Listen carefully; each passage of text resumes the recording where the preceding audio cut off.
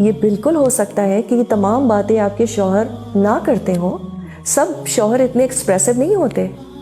تب بھی اگر ہم ان کی زندگیوں کو دیکھیں تو عام طور پر صبح سے شام تک وہ جو اتنی محنت کرتے ہیں کس کے لیے کرتے ہیں؟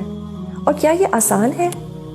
ہم کہتے ہیں سب مرد کرتے ہیں، what is the big deal?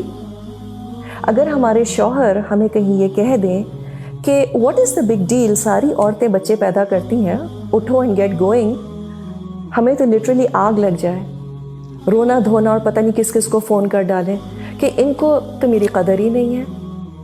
تو مرد پتھر کے نہیں بنے ہوتے، ان کا صبح سے شام تک کام کرنا از اے بگ ڈیل.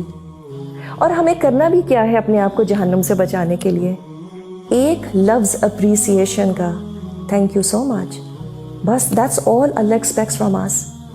جب وہ گھر آتے ہیں تو چائے پوچھ لی، کچھ پلیزنٹ باتیں کر لی، کبھی کبھی کچھ بھی کرنے کی ضرورت نہیں ہوتی، بس اپنا سارا کام چھوڑ کے ذرا حال حلیہ ٹھیک کر کے ان کے پاس بیٹھ جائیں جا کر. اور اس کی عادت بچوں کو بھی ڈالیں.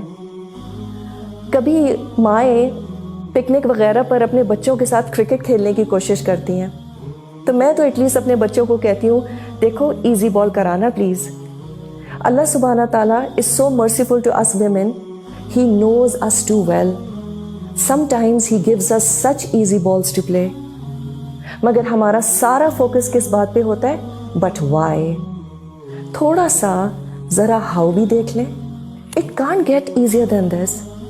And to think of it, Allah نے چھوٹی چھوٹی باتوں میں ہم عورتوں کے لیے اتنے بڑے بڑے ریوارڈز رکھے ہیں. اللہ کو ٹرسٹ کر کے تو دیکھیں. It's all about how we perceive his commands.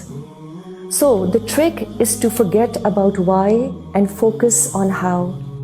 It doesn't get simpler than this.